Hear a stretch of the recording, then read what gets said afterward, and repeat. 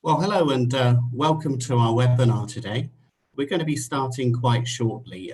Good to see lots and lots of people joining the webinar to listen today. That's great to see.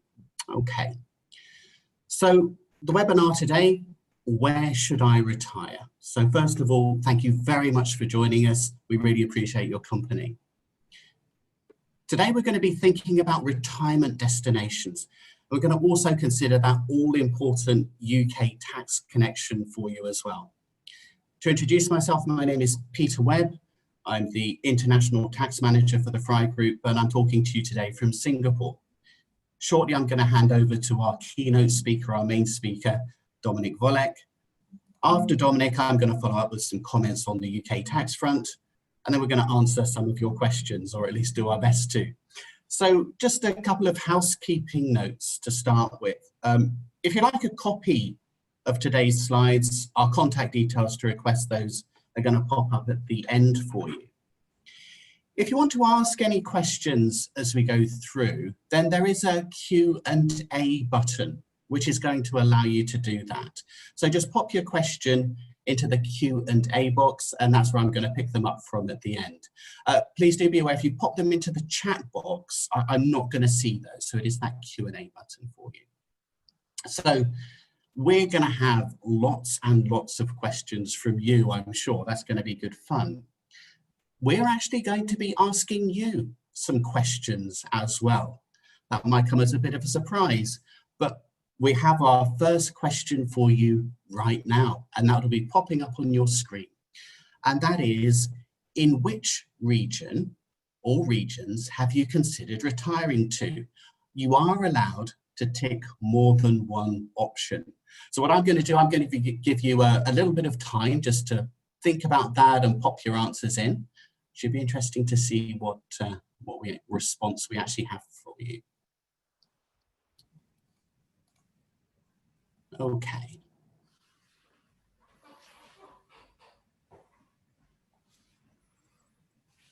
So I think lots and lots of you are voting. I'll just give you a little bit more time, just a few more seconds until we have plenty of people who voted on that one, and we can have a look at the answers.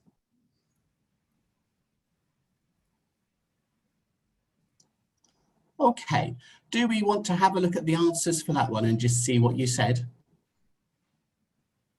Oh, goodness me. That's a really, really big bias.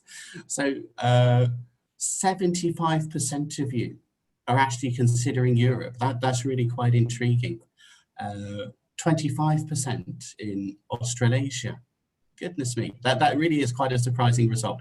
I don't think that's quite what we're expecting to see. So thank you very much for your participation in that, and do watch out for more questions as we actually go through.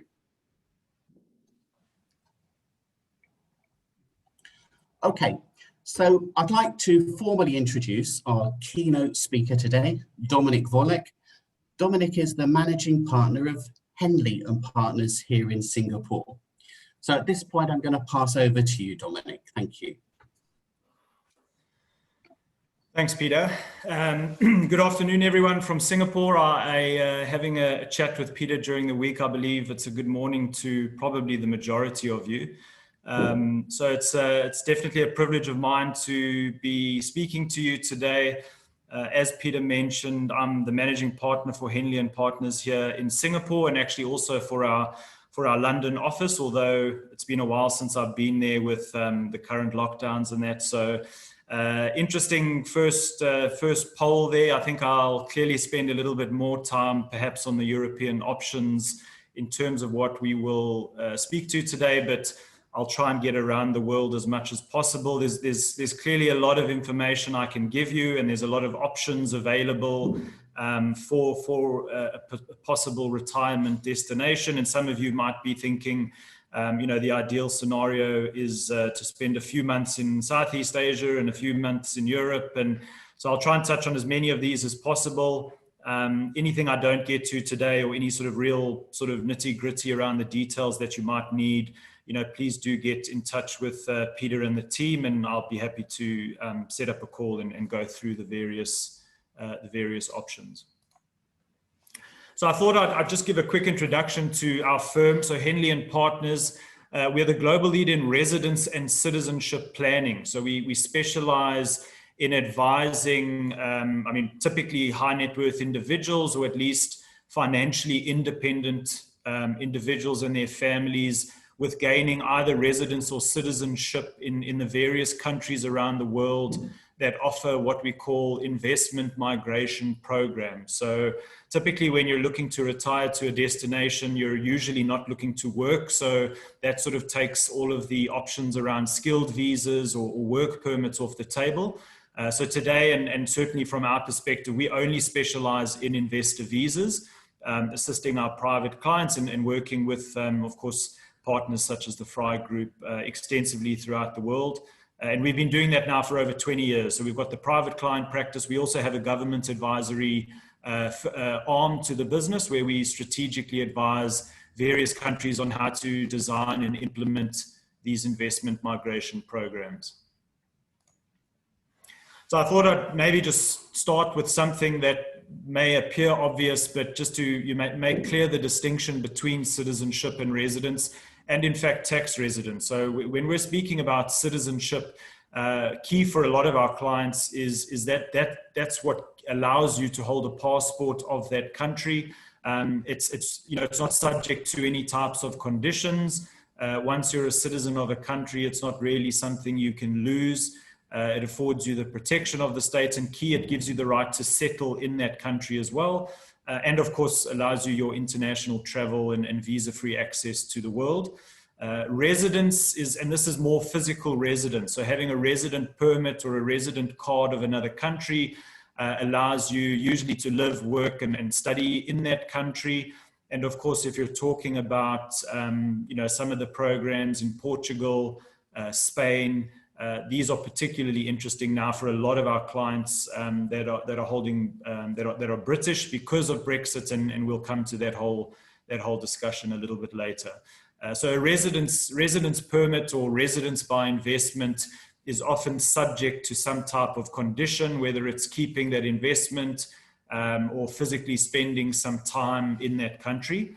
And then of course, tax residence is a completely different concept, and so Peter would be your expert in that regard. Tax residence is usually where you're physically spending, most, if not 6 months a year. That's where you would be a tax resident, and of course there's a lot more complicated considerations around that. So my expertise is not in tax or in other investment. All we do is assist our clients with citizenship by investment or residence by investment. And then just very quickly, you will all have your own motives for these things, and probably when talking about, what are the objectives, I think maybe we can move to a poll question just to give me a gauge on, where your preferences lie. But I'm sure a lot of you have dialed into this webinar because potentially retirement or even just resettlement is on the horizon. So it'd be interesting to see, what are your sort of key considerations when looking at various jurisdictions around the world to retire, or even just to resettle for that matter. So as you can see, often the poll is up if you can get involved there. But cost of living, of course, is an important factor. The lifestyle. Now with COVID, access to healthcare, medical systems, how have they coped? That's a really critical one. Climate, of course, there you have the Portugals and the Greeces that we'll come to later, as well as Southeast Asia, any types of language restrictions, and of course, proximity to home, and how easy is it to get to the kids if they're studying somewhere else.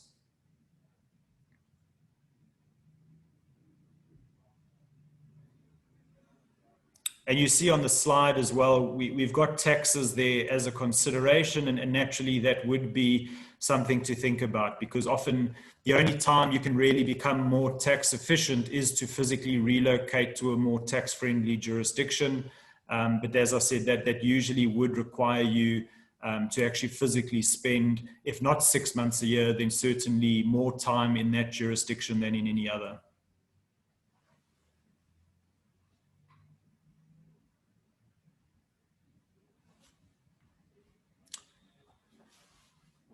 Okay, so the leading ones, lifestyle, healthcare. I think health, as I said earlier, healthcare has certainly become a big talking point for a lot of our clients now.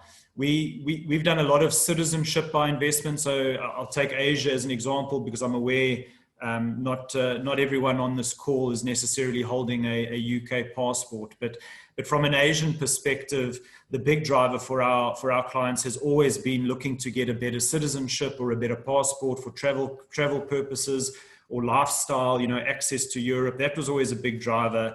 But certainly most of the conversations we're having now are more targeted at, the outcomes, or at least this pandemic scenario that we find ourselves in. How have countries reacted to that? How have they coped with it? Because we still are clearly not at the end of this one, and who knows if this is going to be the last one in our lifetime. So healthcare, clearly a big aspect there. Climate, of course, proximity to home, less important. And so we'll come to a few ones. So I think I've touched on most of these considerations now. They're pretty self-evident, I think. When you're talking about citizenship, so now, of course, this is not so straightforward. So a lot of clients are from countries, particularly in Asia, that don't allow dual citizenship. So if you're looking at obtaining citizenship by investment, you're either looking at getting a second citizenship if you're allowed dual citizenship, or multi-citizenship if you're allowed it. And certainly the UK does allow that. But a lot of our clients are also in jurisdictions like India or Indonesia, where they're not allowed dual citizenship. So same as in Singapore, it's a very strict single citizenship requirement. So there, then it's a discussion more about whether you're comfortable renouncing your existing citizenship and taking an alternative one through a citizenship by investment program. And of course, one sort of aspect we do see, particularly out of the US, because the US is the only, it's one of two countries in the world that taxes you based on the fact that you're a citizen. The other one is Eritrea in Africa. We should have had another poll question if people know where Eritrea is. But they don't necessarily have the infrastructure to implement that. But certainly one theme we see with a lot of US expats is they look to acquire an alternative citizenship. And then, of course, they need the correct tax advice in terms of expatriating out of the US. There's various quite onerous exit taxes as well. So that's the tax planning expatriation reason for some clients considering a second or alternative citizenship. Visa waivers and mobility. So as I said, that's a big one, not particularly for our clients in the UK because you have a very good passport from a travel perspective. I'm a South African. I'm not as lucky as a UK citizen or a Singapore citizen. So my passport is quite restrictive in terms of my global mobility. And so therefore, it's typically interesting for me to potentially acquire a second passport that gives me visa-free access to all the different destinations I need to travel, or I used to travel to for business or for leisure. So the visa waiver space, a lot of our clients are just looking to upgrade the travel ability that they have in their global access to markets. And then I'll lump sort of the independence, retirement, which is what we're focusing on today, and even privacy and security into one, because generally wealthy people like to have options, and having a plan B in place, a second citizenship, a second residence, as an option that I can exercise if I need to. So we all know that the world is becoming ever volatile with all sorts of various political, economic, health crises around the world. And so if you are financially independent and you have the financial capacity to acquire a citizenship or a residence and not be restricted to one, then certainly that's an option you can consider. I've touched briefly on this already. I mentioned how COVID has changed the discussion and the considerations for a lot of clients. Certainly places like New Zealand are very much on a topic of conversation now. New Zealand and Australia, they have quite interesting investor visas if you would look to retire there. But one of their One of the negatives was always that they were very far away, they were very isolated. But now, you know, in pandemic times, that's now what the attraction of those destinations is. So the fact that New Zealand is an island, it's a population of 4 million people, they've managed the pandemic incredibly well, their healthcare systems have held up, that's now a conversation that a lot of clients are looking to have.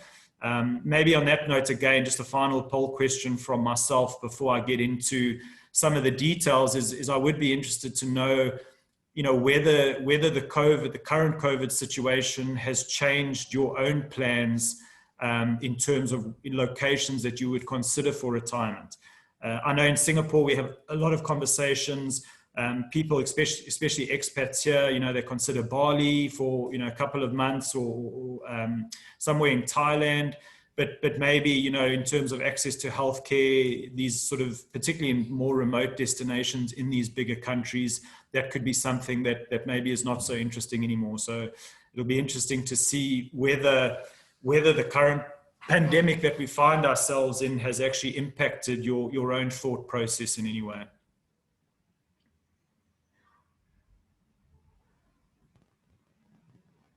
And particularly, well, I suppose it's not only necessary, you know, this is for people that are in more emerging markets. You know, I think even in the UK and in some of the European countries, arguably, you know, the pandemic hasn't been handled in the best way.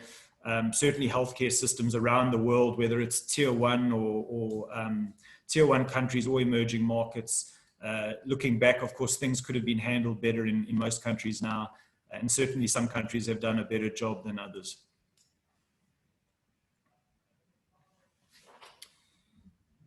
Okay, so not quite at this stage. So we won't.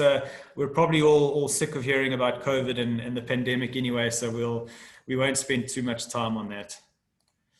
All right. So the real purpose of today is to look at what are your options. You know, so what we see, of course, is for a lot of our clients, whether they're expats or nationals, you know, of countries in Asia, the European Union is always a big draw. Particularly those countries that have interesting either citizenship or residence programs that are giving clients access and sometimes settlement freedom throughout Europe if it's a citizenship by investment program, but particularly countries like Greece and Portugal and Spain. Italy now has its own residence by investment program. So that's always a real attraction. Is still for a lot of clients, you know, a European citizenship is seen as an insurance policy. As I said, it's a plan B. And so that's always attractive. And vice versa. We have a lot of clients in Europe that look, as I said, to places like Malaysia and Thailand, Singapore to a certain extent, but Singapore probably doesn't tick those boxes in terms of cost of living and that type of thing. But there's certainly a lot of attractive options in Southeast Asia as well, and further afield in Australia and New Zealand. So this map here sort of gives you a feeling of what are the leading investment migration programs around the world. This is a mix of both citizenship by investment and residence by investment. Citizenship by investment, there's only about 10 countries in the world that have regulations or a citizenship by investment act in place where you can significantly invest or contribute to that country. And as long as you pass the necessary due diligence checks, you can become a citizen of that country. And you're not required to physically move there. There's no language requirement. So it really is a sort of fast track to citizenship as long as you have the financial capacity and, you know, you have a clean personal background and your source of funds is clean as well. So we'll touch on some of those. But the bulk of these are residence by investment. And there's probably now there's about 30 countries around the world that have some form of investment migration program that is successful and transparent and relevant. There's over 100 countries that have some form of regulation or legislation in place for this, but only about 30 are actively sort of in the market and available and interesting for clients. So we'll start with Australia and New Zealand. As I mentioned, both countries are very attractive in terms of most of the criteria that you had selected earlier, lifestyle, healthcare, education, climate, all of these types of things. And as I said, even more sort of topical at the moment because of their remoteness and how they've handled COVID. Australia and New Zealand, they don't really have any retirement visas as such. There's a lot of skilled visas available. But of course, today we're just touching on the sort of investor visas that are available. The table here gives you an idea of typically how long it takes once we submit an application to the government to how long it takes to get your approval that you can actually move to the country. As I said, these are investor visas. So in Australia and New Zealand, there's two levels. So and the more you invest, the less time you have to physically spend there. So we call it residence and citizenship planning because a lot of our clients look to partake in the process now, but look to only sort of move or retire in a couple of years. So the sooner you get started, the better. And therefore, some clients, again, if they have the financial capacity, would typically look at the higher investment amounts because then they're not required to spend a lot of time there. Under the 1.5 million Aussie dollar option, that's the investor visa. That's going to go into a state government bond, so relatively low risk. You'll get a temporary residence visa for Australia for 4 years, but you would be required to spend 2 out of the 4 years in Australia in order to get your permanent residence. And then on the top level, it's what they call the significant investor visa, the SIV. That's a $5 million investment, and that's the risk profile there is a bit different. So the 5 million needs to go into complying investments, and that is 10% into venture capital, 30% into small emerging companies, and 60% can go into something like a bank or corporate bond. Usually there's a lot of funds that are available in Australia, qualifying funds. So you would typically invest the 5 million and the fund would make sure that it's being allocated accordingly. If you go the significant investor visa, you would only need to spend 160 days over the 4-year period in Australia in order to get your permanent residence. And then on the New Zealand side, similarly, if you invest the 3 million, you would get a 4-year temporary visa. You would need to spend roughly 2 out of the 4 years in New Zealand to get your permanent residence. And if you go the 10 million New Zealand dollar option, then you would only need to spend 88 days over a 3-year period in order to get permanent residence. And the big difference between Australia and New Zealand is a lot more flexible in terms of what you can invest into. So there's no real restrictions. It can be into corporate equities, it can be into bond, it can be into real estate, as long as it's not for your personal use. So there are some clients who New Zealand's developed this reputation of being like a billionaire's bolt hole now. So we have clients who would put 10 million into a completely self-sustaining farm. It's a commercial farm. It's off the grid in terms of reliance on food and water and electricity. So it's an absolute sort of doomsday scenario for some clients. They have permanent residence in an island very far away on a farm that's completely self-sufficient. So it depends how paranoid you are. That might be interesting for you. And of course, New Zealand, Australia, and even the US and Canada, we won't get into those today, but most of these sort of tier 1 countries have residence by investment. I invest in some type of asset, I get a residence card, I generally need to spend some time there. And in most cases, after 4 or 5 years, if you really have physically moved there and integrated and learned the local language, then of course you can qualify for citizenship of that country as well. Moving across to Southeast Asia. So here you've got, at the moment, Malaysia is on a bit of a suspension. So Malaysia's had a very successful program called the My Second Home, Malaysia My Second Home.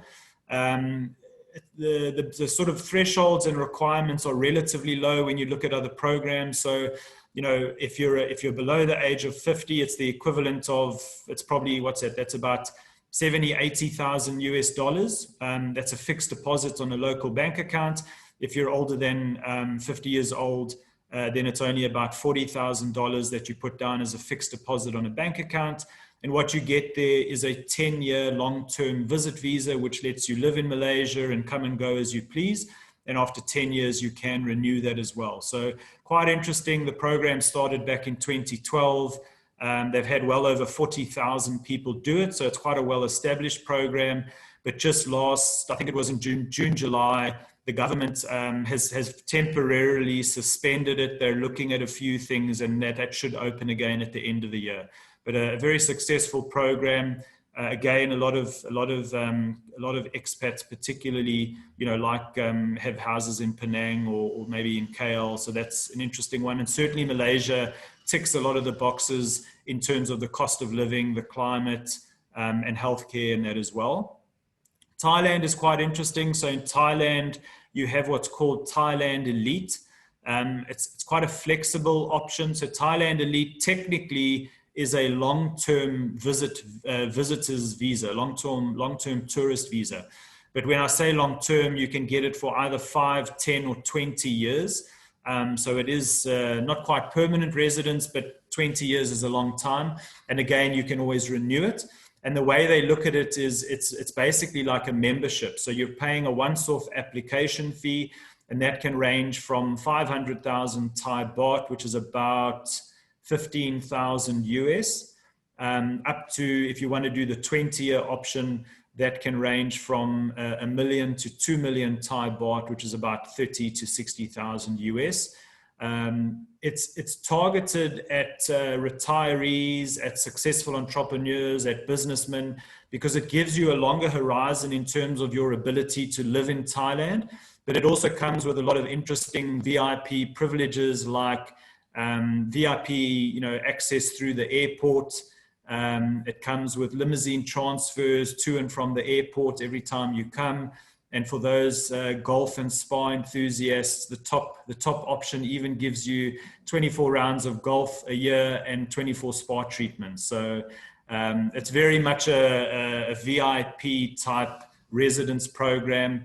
Again, interesting for a lot of expats that have, spent their time in Singapore or Hong Kong. They like Southeast Asia. This allows them to live in, Phuket or Chiang Mai, wherever they want, as well as have all the nice VIP comforts as well. Singapore, I won't spend too much time on. It's a very active program. They've got the Global Investor Program, but it's only really for very successful business owners, family office principals, and you've really got to come here and start a business. So the 2.5 million Singapore dollars has got to go into either establishing a new business or expanding a business in Singapore. You can put it into a venture capital fund, or you can use it to set up a single family office in Singapore. But then there's a whole lot of other requirements in terms of the number of employees and business expenditure. And I think if you're looking for retirement, then the GIP is probably a little bit too much work for someone who's looking to slow down a bit. But Singapore, of course, is there as an option as well. And then I'll move to Europe. So clearly a lot of interest in Europe. You can see there's quite a few options. This is really a mix of both citizenship by investment and residence by investment. And, probably, as I said earlier, Brexit, of course, has made Europe a lot more interesting now, particularly for my office in London. And we're getting a lot of inquiries because one of the key outcomes of Brexit, and of course it's still being determined what exactly that looks like. But with your UK passport, one of the biggest sort of freedoms you're losing is your settlement freedom in the rest of the European Union. So from a travel perspective, visa waivers, tourist visas, that's typically on a bilateral basis between countries. So you'll still be able to travel into Europe for short-term business and holidays. That's not going to have a major impact. But what you will potentially lose is your right to just, get on a plane, fly to Italy, go and buy a house and settle down there. So that's why a lot of the residence by investment programs will become interesting now. And we'll spend a little bit of time on Europe now. So here, we've started with the residence by investment programs. As you can see, there's quite a few options available.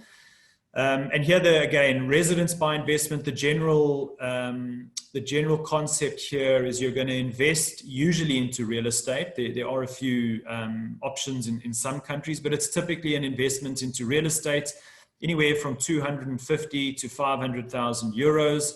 And with that, you will get residence in that country. And of course, you know, often in these European countries, it also gives you a pathway to citizenship if you really go and live in the country and learn the local language and live there for long enough. The real attraction, if you're from Asia, particularly if you're from Indonesia or the Philippines or China or Bangladesh, they all need visas to get into the Schengen zone. So they're all looking for Schengen visas. So one of the big selling points for these European residence programs is if you're getting residence in one of the Schengen member countries, you then have free movement in the Schengen zone. So myself as a South African, as an example, I always need to get a Schengen visa every time I come to Europe.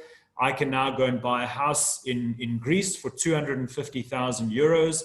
I can include myself, my wife, my kids, my parents, and my wife's parents. We can all get a Greek golden visa, and we never have to worry about a Schengen visa again. And if we really go and live in Greece for 5 out of 7 years and learn elementary level Greek, which I think is quite difficult, we can actually get a passport, a citizenship of Greece. And then, of course, we have an EU citizenship again. So there's a couple of options here. I mean, I don't want to go into too much of the detail. You can see what's on the screen, but I would certainly say Portugal is very much one of, you know, the leader in this space. The Portugal program is very interesting, not only from an investment perspective. So, you know, property investments in Porto and Lisbon have yielded really good returns since the program started in 2012. There's a couple of options in Portugal. So starting from the most popular is still real estate. So the Portuguese program started back in October 2012. And of the 8,000 odd people that have done it, more than 90% have gone the real estate route. So there are other options. You can do a capital transfer of €1 million into a bank. One of the newer, more slowly gaining popularity, you can put 350,000 euros into a fund for 5 years, but still most clients would be investing anywhere from 350 to 500,000 euros into real estate. You can rent that out. So you've got a property that would be yielding a return to you. You have to hold it for 5 years. The requirement in terms of physical presence in Portugal is quite low. So you only effectively need to spend 7 days a year in Portugal. And then what's interesting for a lot of clients is, as you can see, it's the quickest route to regaining that European passport. So after 5 years, you're eligible to apply for citizenship. There's a lot of misinformation on this program that Portugal is a citizenship program. It's not. It's residence by investment. And once you get to the end of year 5, you can apply for citizenship as long as you have resided in Portugal for 5 years and holding your golden visa qualifies as residing there.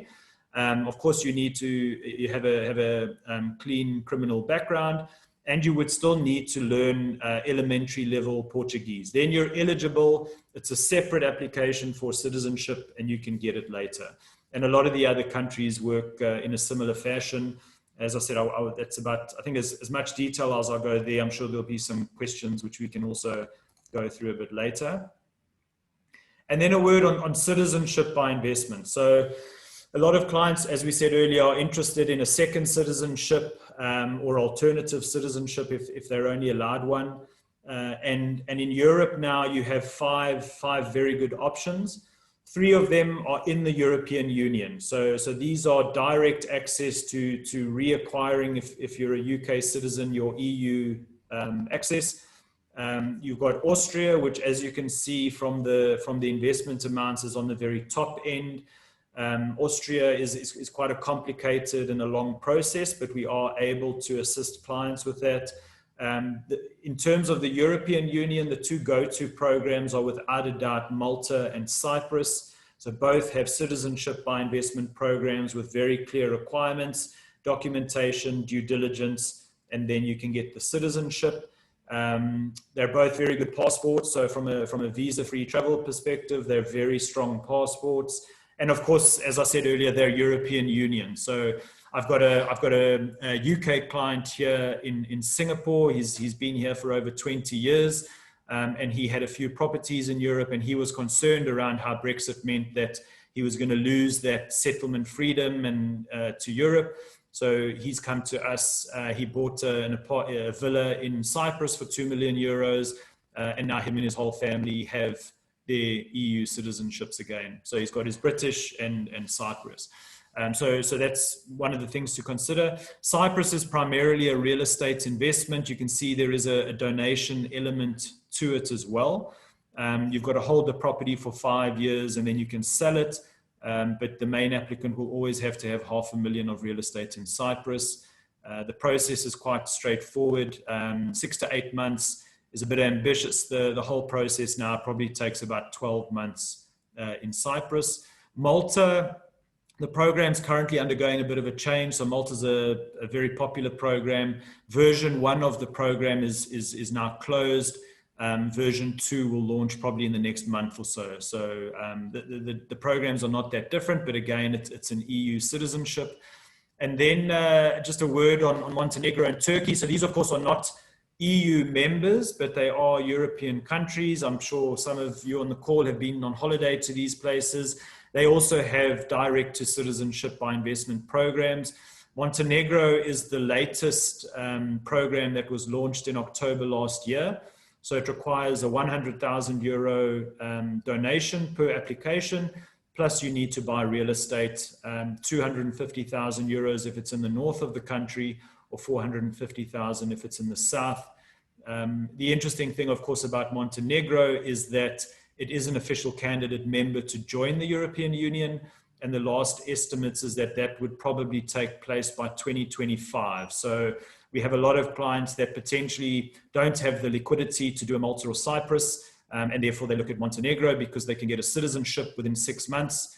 It's a good passport, visa-free access to the Schengen, and potentially in 5 years' time they have an EU passport, and then it's as good as one of the other three that we spoke about.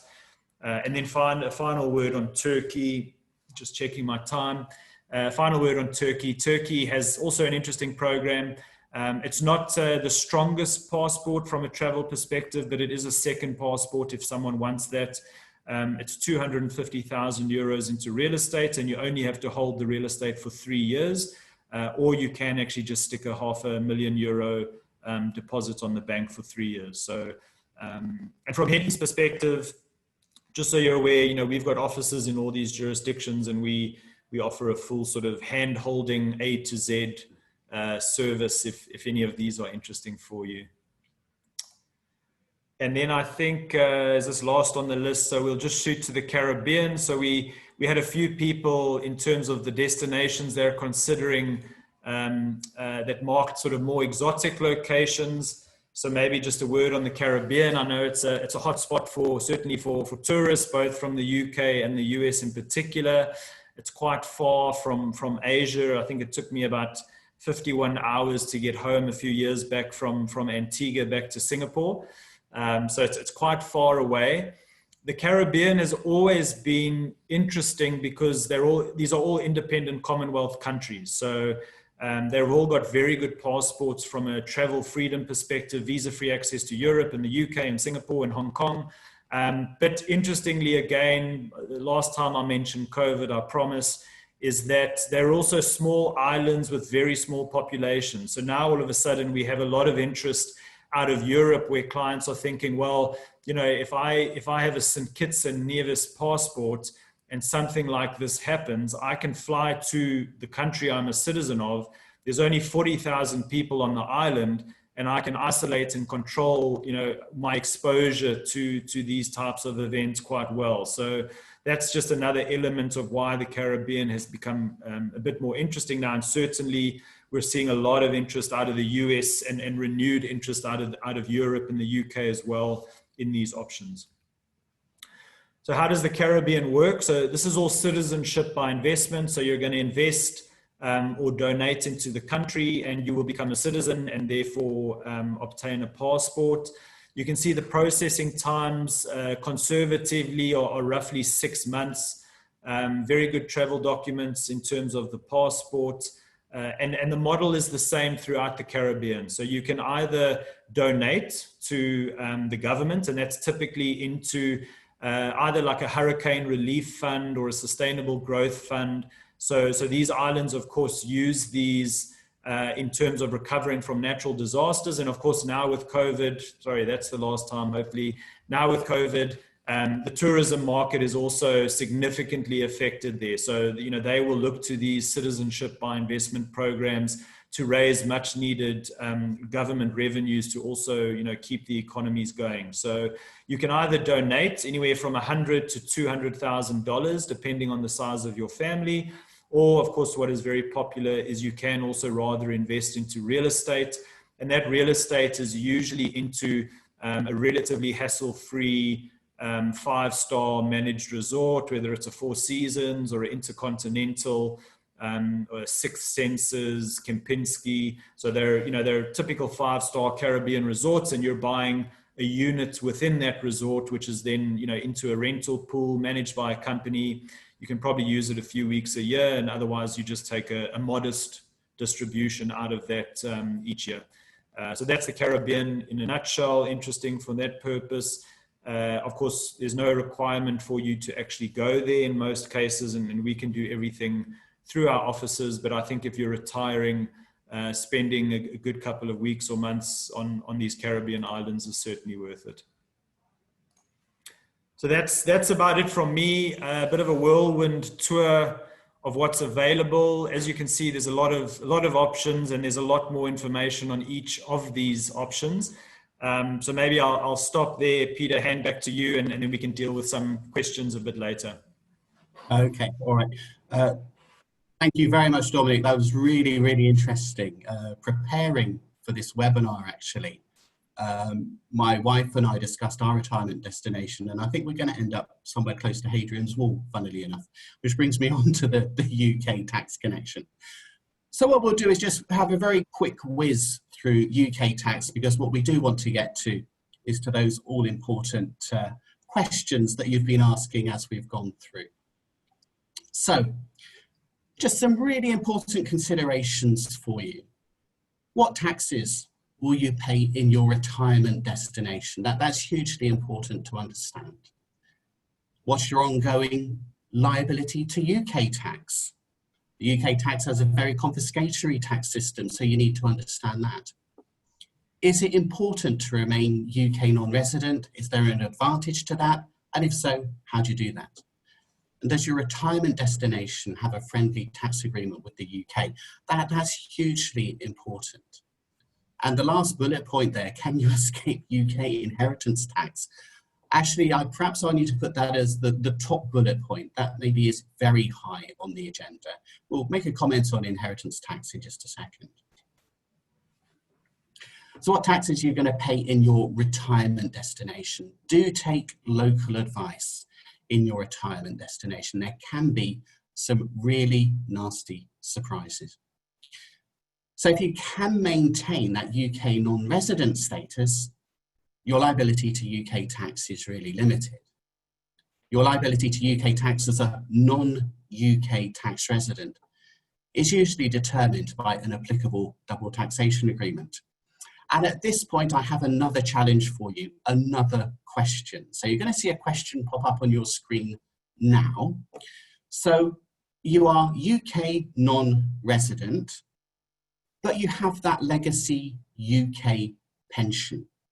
So you're retired, you're not UK resident, you have a UK pension. So is that UK pension income still going to be taxable for you in the UK? So I'll let you answer that question now, and we'll give you a chance to have a little bit of a think about that. I think there are lots and lots of answers coming in there. I think this one will be really quite interesting to see if you can actually plump for the right answer on this one. Okay, I think we're getting there. I think lots of people have voted. I think we'll likely close the poll there. Okay, so 58% of you say yes. 11% of you are being really optimistic here and say no. 31% have plumped for a very safe option to say maybe. Whenever I'm asked a really difficult tax question, maybe, that's my answer. Okay, all right. So thank you very much for participating in that. Yes, no, maybe, all are correct answers. So it could be the case that you're in a jurisdiction, for example, like Hong Kong, where your UK pension will always be taxable if you're resident in Hong Kong and not resident in the UK. Or it could be a simple no, your UK pension income is not taxable in the UK because of a double taxation agreement in another jurisdiction. But one of the quirky things is somewhere like Singapore. It's a maybe. If your UK pension income is taxable in Singapore, it wouldn't be taxable in the UK, but that's unlikely. So if it isn't taxable in Singapore, it remains taxable in the UK. So that's the maybe. All right. Your ongoing liability to UK tax is determined by your tax residence status for the UK, determined by the complicated statutory residence test. As a non-resident or long-term non-resident, the liability to UK tax is simply limited to UK sources of income, subject to relief under a double taxation agreement, and the disposal of UK land and property is always within the charge to UK capital gains tax. Leads on to the question, how much time can I spend in the UK without becoming UK resident? If you work for the EU Commission, you will always be UK resident, even if you don't spend any time in the UK. I tend to give that advice less and less at the moment. I'm really not sure why. Okay, but seriously, you're looking at a level of visits to the UK somewhere probably between 45 nights and 120 nights year on year in order to maintain a UK non-resident status. It's probably a number somewhere between those. Extreme cases is 15 nights in the UK is your limit, or 182 midnights. They're limits that we don't see very often, but they do come up. I think the one thing to say is don't listen to your mate in the pub when he starts talking about the 90-day rule. There hasn't been a 90-day rule for a little while now. A quick mention on properties. UK property, always going to be taxable. You pay tax when you buy it, you pay tax when you sell it, you pay tax on the income that you earn, and it's always within the scope of inheritance tax. Highly taxed. If you have a UK property, you are renting it out, there are tax implications for you all the way around.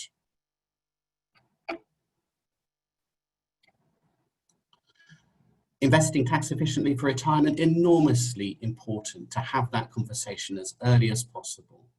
Do speak to the professionals to understand what income you need in retirement and to make sure that income isn't eroded by what I would call unnecessary taxation. Do make a good plan for that. Inheritance tax, a 40% charge, perhaps on everything above £650,000. It's a very, very high tax liability. It could be the biggest tax liability hanging over you, and it's determined by what we call your domicile status. So if you're born of parents who were themselves born in the UK, it's very likely that you're UK domiciled. If you're born of parents who were born outside of the UK, you're likely not UK domiciled. Matters can be far more complicated. Do speak to me before you take any action based on that very brief comment on the domicile status. A UK domicile, their worldwide estate is fully within the scope of UK tax, irrespective of how long they've been outside of the UK. A non-UK domicile, it's only their UK assets that are within the charge. Anything going on overseas for them escapes UK inheritance tax. So you can change that domicile status. It's a piece of advice we do help clients with. Okay, so just some key takeaways from me, and then we're going to get to your questions. Understand your liability to tax in your retirement destination. I can write you an 80-page report, and I'm more than happy to do that, on your UK tax liabilities, but that's useless if you haven't considered the tax that you might pay in your retirement destination. Be aware of what your ongoing tax liabilities may be, and now is the time to start reducing that possible 40% UK inheritance tax liability. Okay, so we're going to get cracking with these questions. Okay, that's an interesting one right at the top there. Okay, can you have dual citizenship? Dominic, do you want to pick up on that one? Yeah, I mean, it completely depends on what your current citizenship is. So, you know, I would say the general rule of thumb is most of Europe and sort of the Western world allows it. You know, US, Canada, the UK, most of Europe allows it. There are sort of 2 or 3 EU members that don't allow it, but you know, recent reports are that they all will move towards allowing dual citizenship. If you're a South African, you're allowed it, but you actually need to inform the government, and sort of it's very what's the word? It's sort of just pretty standard, but you just need to inform the government and get their permission. But it's quite a straightforward process. In Asia, generally, it's not allowed.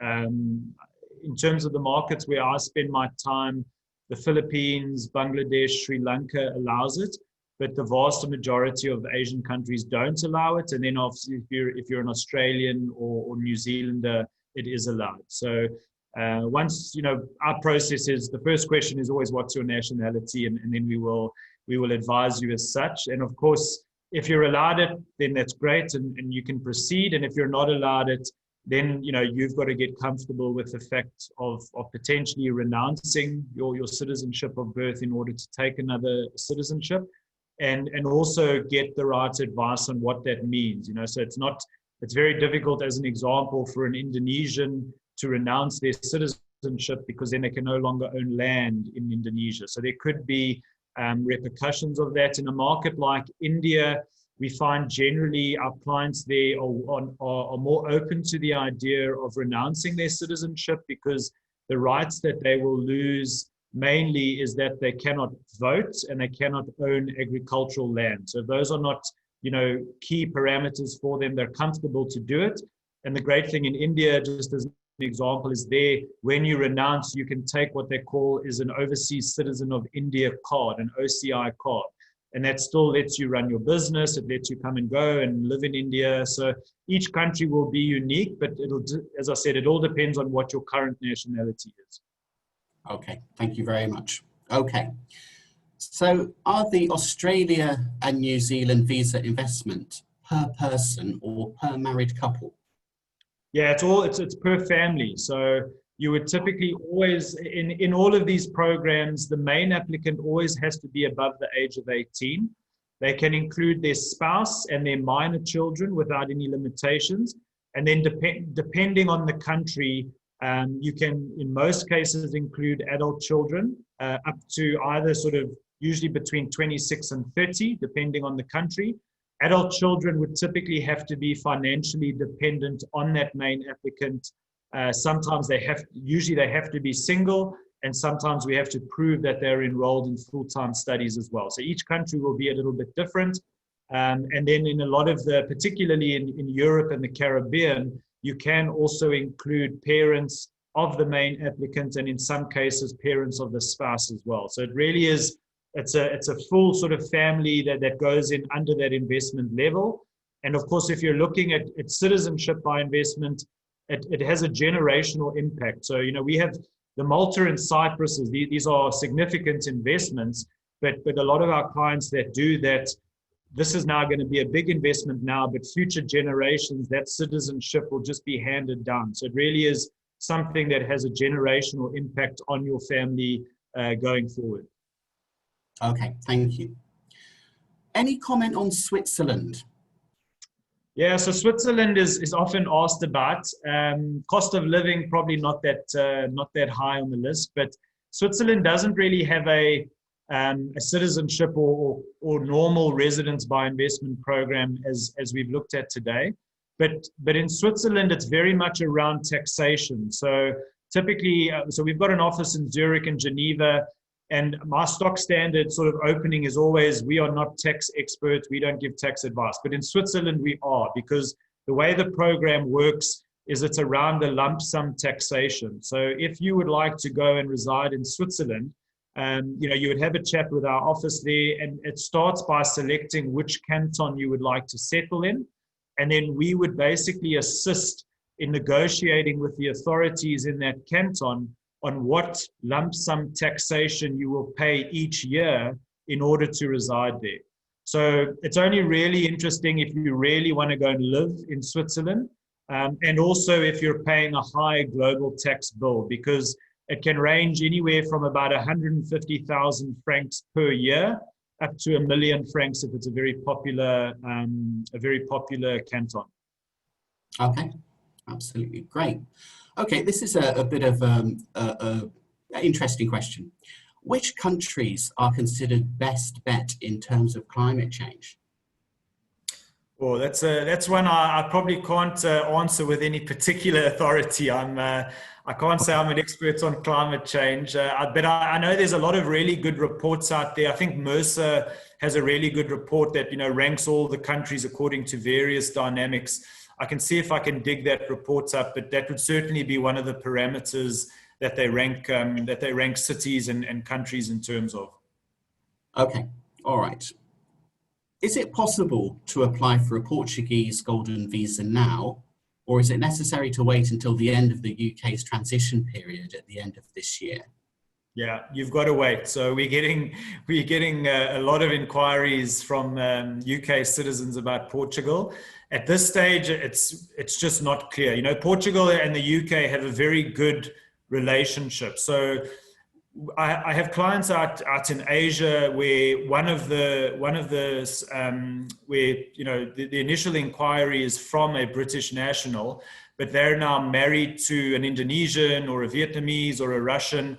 So some of the families, we've started the process, but with the main applicant being the non-British or non-EU national, because technically speaking, most of these, the Greece and the Portugal, they're for non-EU nationals. And so although the UK is Brexiting, the actual details of that are still being figured out. So if it's interesting, then it's a case of let's wait and see what happens, and then have a discussion in January. But there is a possibility that Portugal and the UK will come to some sort of separate agreement that still allows some type of residence ability. Of course, as it stands between now and the end of the year, if you're ready, you could pack up and move to Portugal now, and we can assist with that. But then you don't need the golden visa. You can just do it by moving there, registering, because technically you're still part of the EU in terms of that. But if it's a pure golden visa application, it's a discussion that we can only really have any meaningful input probably early next year. Okay, thank you. So I think this is probably the last question we have time for. So for my question, for retirement for a UK citizen to the US, is it possible without a green card or citizenship? It is. So on the green card, so there's no sort of retirement visa. There's other options if your kids are there and your kids have settled and they sponsor. It's the same in Australia. If your children have really gone and settled there and their families there, often they can have sort of a parent visa. So that's always a possibility. If that's not the case, though, in the US, you've got the EB-5 program. That's their sort of investor visa, the EB-5. The investment amounts went up during the course of last year. So it starts at 900,000 US, and that will get you on a path to a green card. But of course, green cards, anything US, then get tax advice. I mean, it's a big tax consideration. The other way into the US, and it depends on your nationality, there is also an E2 investor visa. So the way the E2 works is it's only available to countries that are E2 treaty members with the US. The UK is one of them. Where you are not a national of an E2 treaty country, Then you can get citizenship in Grenada, Montenegro, or Turkey, and then do the E2 because they're E2 treaty members. So there are ways around it. The E2 investor visa, unlike the EB5, it's a non-immigrant visa. So you don't automatically fall under the tax net. There's no minimum investment requirement, and there's no job creation requirement. So those are all related to the EB5.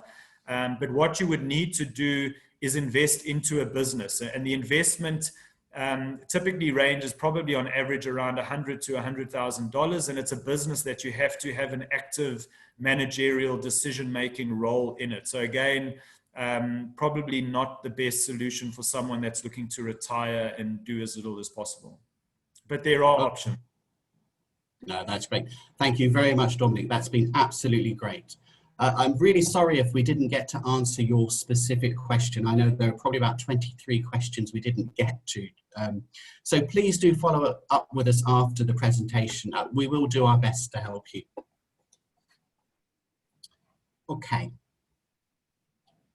So thank you very much for your time and attention today. It's really appreciated.